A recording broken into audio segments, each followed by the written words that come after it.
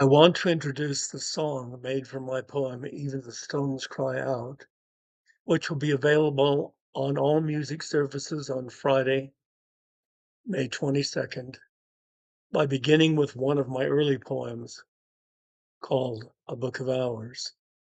I'll read this early poem to you first, and then I'll give you the link to the song so you can listen to it as well as Even the Stones Cry Out. Books of Hours were popular medieval prayer books meant to guide the faithful in prayer throughout the days and nights of their lives.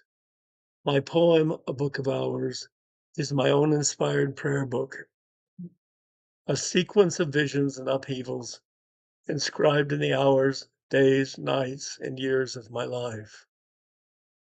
The poem begins with the moment I woke at 4 in the morning to a four-part hymn sung by an invisible choir, and God's words blazing like lasers from the walls and ceiling of my bedroom.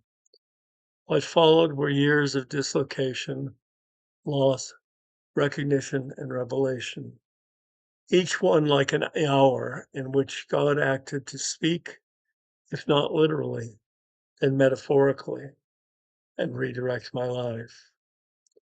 What even the stones cry out reflects is my complete commitment to an understanding of full communion, dying and living in Christ.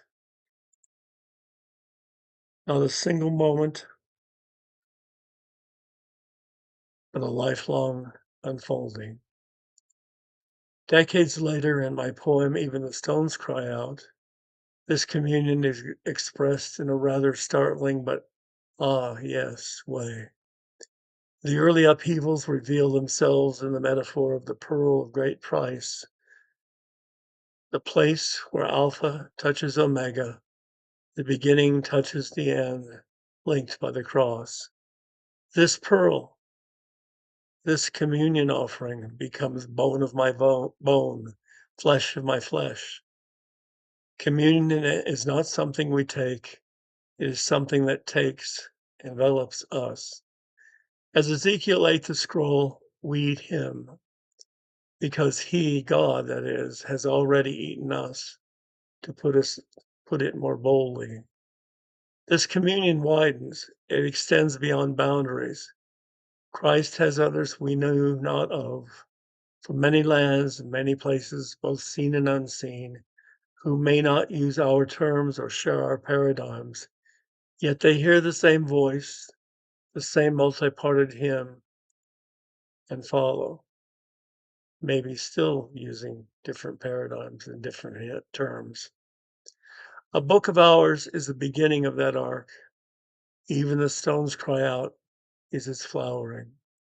Together they form one epic, one symphony, God's poem, God's song. Here is the poem, A Book of Hours. 1. 4 a.m., February 14th. I wake to a four-part hymn, an invisible choir, words of a river, and God. Words like lasers in double columns, as in Bibles, blaze from my walls and ceiling. I bristle to attention, but cannot read. Greek, Hebrew, or English, all out of focus for my myopic eyes. Desiring to get my glasses, I fear the music and words will fade. 2. My wife snoring in her own bedroom flashes into my mind. Like Baucis, she rises to set out milk and cereal for a heavenly visitation.